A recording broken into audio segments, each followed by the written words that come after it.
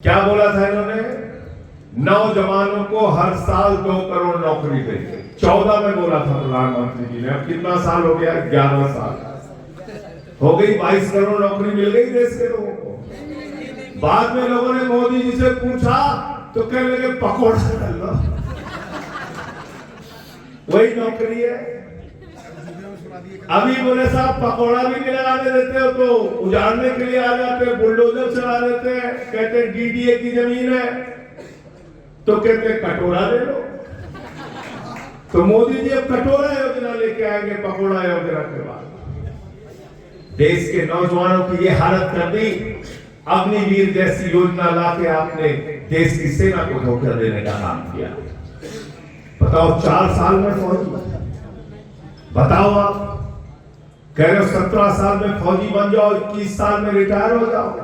बाप नौकरी करेगा, बेटा रिटायर होकर घूमेगा। गलत तो नहीं कह रहा हूं? मैंने मोदी जी से कहा, मैंने कहा मोदी जी आपको 75 साल की उम्र में तीसरी बार प्रधानमंत्री बनना है और हमारे नौजवान को 17 साल से 21 साल में रिटायर हो जाना है। ये कैसे अग्निवीर, ये कैसी अग्निवीर योजना है आपकी? आम आदमी पार्टी कहती है और हमने सदन में बराबर आवाज उठाई है, सेना की पुरानी भर्ती बहाल करो।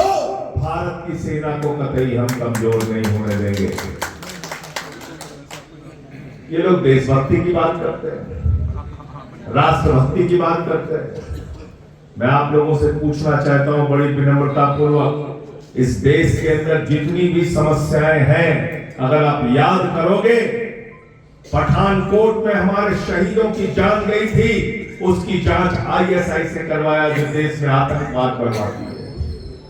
प्रधानमंत्री बिना बुलाए नवाज शरीफ के बर्थडे का केक काटने के लिए चले जाते हैं। यहां कहते हैं मुसलमानों से नफरत करो, लेकिन अपने बेटे जैसा से कहते हैं बेटा दुबई के शेखों के साथ धंधा करो। हमको धर्म के नाम पे झगड़ा कराओ और अपने बच्चों को दुबई के शेखों के साथ धंधा कराओ। गलत तो नहीं कह रहा हूं? तो ये सिर्फ मूर्ख बनाने की बातें हैं, इनके झांसे में मत आना।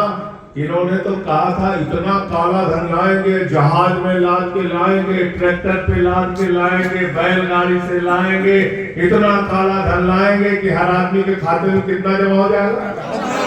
कितना? सबको याद है, कोई भूला नहीं। ये हमारी माताएं बहनें जो बैठी हैं, इन्होंने अपने पति से छिपा के 1500 की नोट संदूक में रखी थी कि बेटी की शादी होगी तो पैसा काम आ जाएगा, छोटा सा घर बनाना होगा तो ये पैसा काम आ जाएगा, घर में कोई बीमार हो जाएगा तो ये पैसा काम आ जाएगा। नरेंद्र मोदी जी ने कहा माताओं और बहनों यही काला धन लाइन में लगते जमा करो। वो भी खाली करा दिया नोटबंदी के नाम से। महंगाई आसमान पे पहुंचा दी। 400 रुपए का सिलेंडर 1200 का हो गया, पेट्रोल 100 के पार हो गया, डीजल 100 के पार हो गया। महंगाई आसमान के ऊपर पहुंचा दी। हर वादे नरेंद्र मोदी के झूठे निकले और हर वादे केजरीवाल के सच्चे निकले। इस बात से अपना वोट देना।